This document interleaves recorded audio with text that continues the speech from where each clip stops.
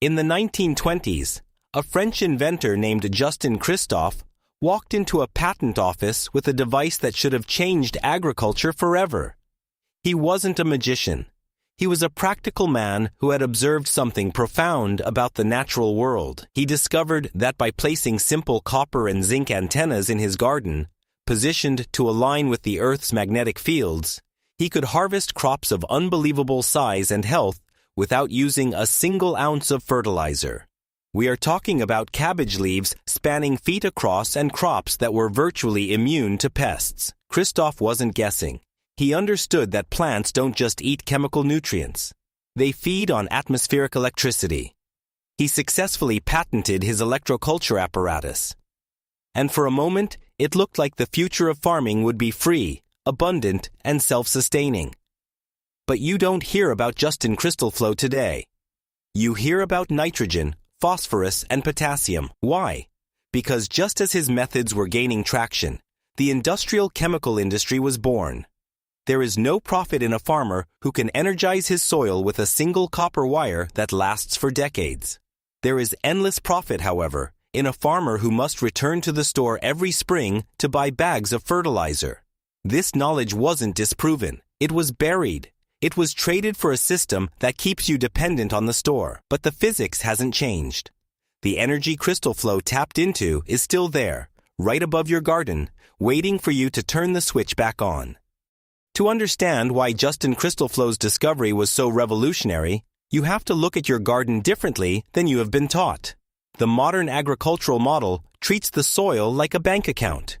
You are told that if you want to withdraw a tomato, you must first deposit nitrogen, phosphorus, and potassium. If the plant looks weak, the expert at the garden center tells you your account is empty and you need to buy more deposits. This is the chemical model.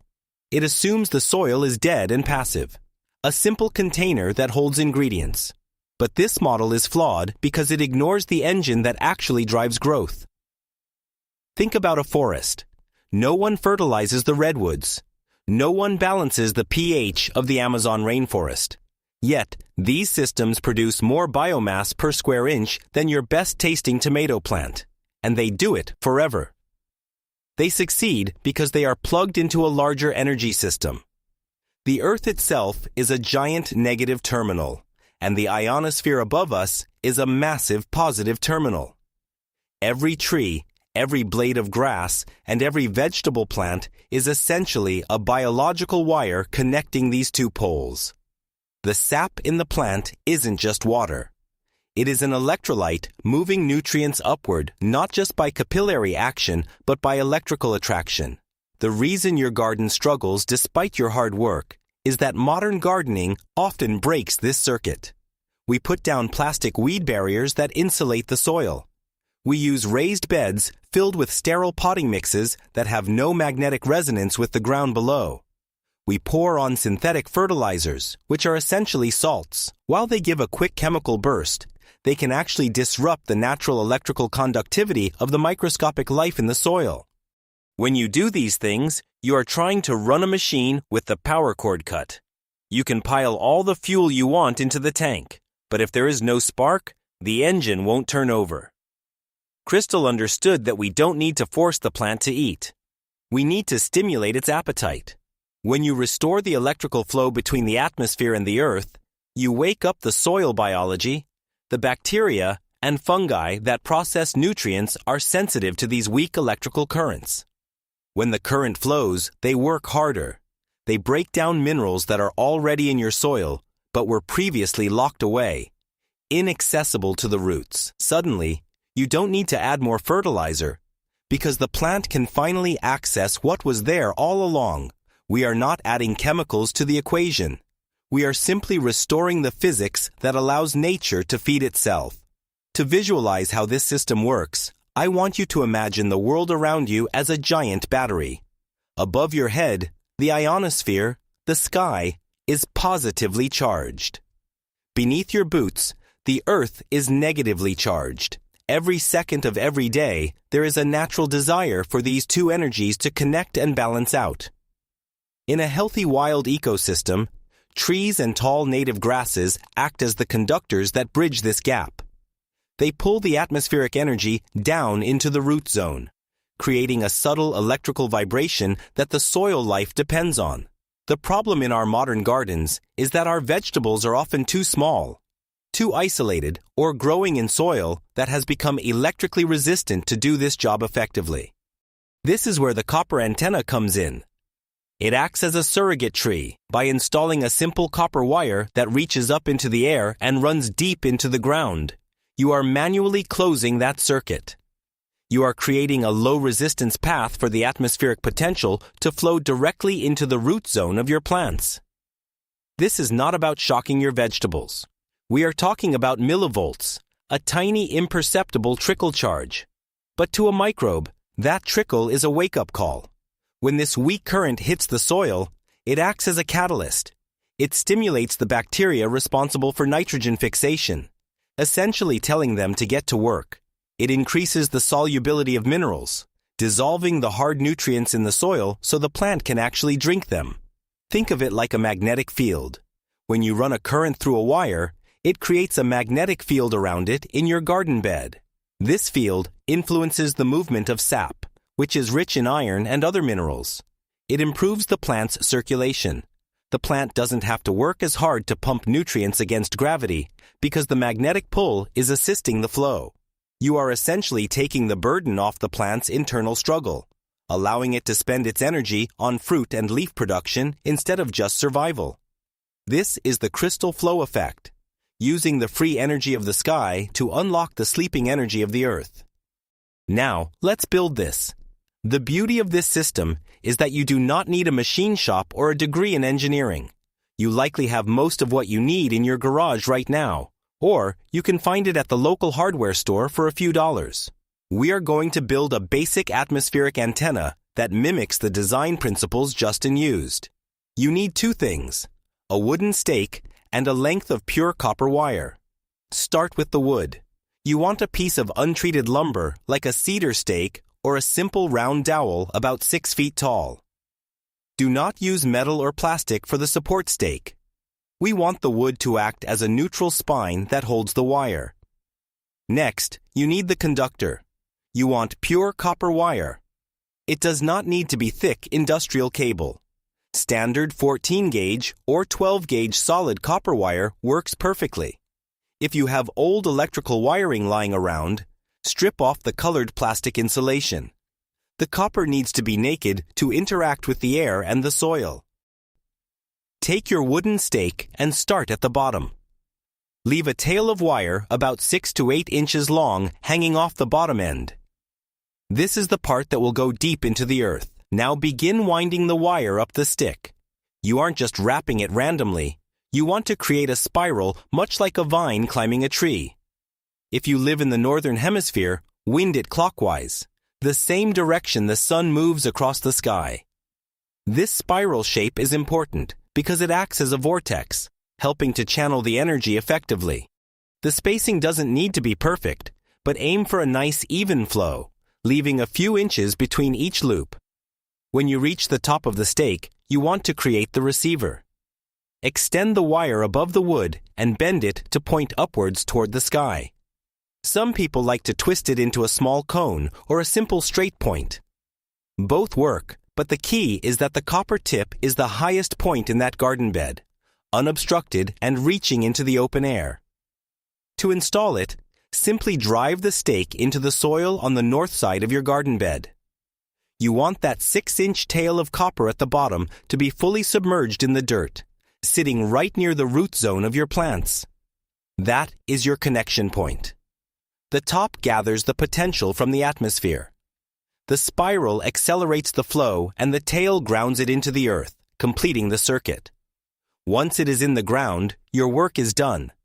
There are no batteries to change, no switches to flip, and no moving parts to break. You have just installed a permanent energy source for your garden. Once you have driven that stake into the ground, I want you to be patient. We are so used to the instant gratification of chemical fertilizers, where you spray a blue liquid and see a perk up the next day, that we have forgotten what real foundational health looks like. This system works on the timeline of nature, not the timeline of a marketing department. So, Let me walk you through what the next few months will actually look like so you don't lose faith in the quiet weeks. For the first 2 or 3 weeks, you might not see much of anything happening above the soil. Do not be discouraged. The work is happening underground. The electrical potential is slowly reorganizing the microscopic life around the roots. The roots are sensing that new vibration and are beginning to stretch toward it, thickening their cell walls and healing from transplant shock much faster than usual. You are building the foundation of a house. Just because you can't see the walls yet doesn't mean the concrete isn't curing. By the end of the first month, you will notice the first real shift. It won't be size yet. It will be color. You will look at your copper-charged bed, and then at your standard bed, and you will see a difference in the green. The plants near the antenna will develop a deeper, richer, almost waxy darkness to their leaves. This is chlorophyll production kicking into high gear. The plant is becoming more efficient at photosynthesis because it has the mineral density to support it. The stems will feel different too. If you gently pinch the stalk of a pepper plant in this bed, it will feel firm and woody, not watery and soft. It is building a skeleton that can actually hold the weight of the fruit to come. By month 3, in the heat of summer, is when the real separation happens. This is usually when the bugs arrive. You might look over at your neighbor's garden and see their squash leaves covered in beetles, or their tomatoes wilting under the midday sun. But when you walk back to your electrified bed, you will notice a strange quietness. The leaves are intact. The plants are standing upright, ignoring the heat. This is because the sap sugar content, the Brix level, has risen so high that the plant has become unpalatable to pests. Insects are nature's garbage collectors. They attack weak, sickly plants. They do not know what to do with a plant that is vibrating with high-voltage health. You aren't fighting the bugs. You have simply grown a plant that is too healthy to be a victim. Reliability is the only metric that truly matters to a homesteader. We are not growing giant pumpkins for the county fair. We are growing food to put on the dinner table every single night. The true test of this system isn't how it performs on a perfect spring day, but how it holds up when the weather turns against you. This is where the copper antenna proves its worth, not just as a growth booster, but as an insurance policy. When the midsummer drought hits and the ground starts to crack, the chemical garden is the first to suffer. Those plants have shallow roots because they have been spoon-fed surface nutrients their whole lives. But the plants in your electrified bed have been driven by a different signal.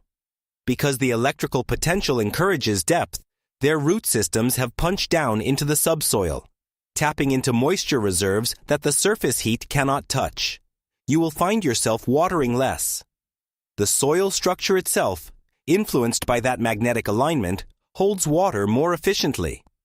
It becomes a sponge rather than a sieve. As the season pushes into autumn, you will see the concept of season bridging come into play. Usually, as the days get shorter and the light fades, plants shut down. They sense the drop in energy, but the antenna continues to pull atmospheric potential into the soil. Even as the sun weakens, this keeps the soil microbiome active longer than usual. I have seen tomatoes in these beds continue to ripen fruit 2 or 3 weeks, past the typical frost date of the unprotected beds nearby. You aren't forcing nature. You are simply giving the plant a slightly warmer coat to wear against the coming winter. And then there is the taste. This is the invisible yield. When a plant has high electrical conductivity, it packs more minerals into the fruit. This raises the sugar content or Brix level. A high Brix carrot doesn't just taste sweeter, it is chemically denser. It doesn't rot as fast in the root cellar. It freezes better. It feeds your family more deeply. You stop chasing quantity, the number of bushels, and you start valuing the quality of the calorie. You realize that a smaller harvest of nutrient-dense, electrically grown food is worth 10 times the volume of the watery, chemical-filled produce you used to grow. You have built a system that prioritizes stability over speed. And in a chaotic world, stability is everything. If this story has changed the way you look at the hidden energies within your garden, please subscribe and like the channel. We are currently excavating the history that they have worked so hard to bury. Let us Geo Trong the future together. The next treasure of forgotten knowledge will be opened soon.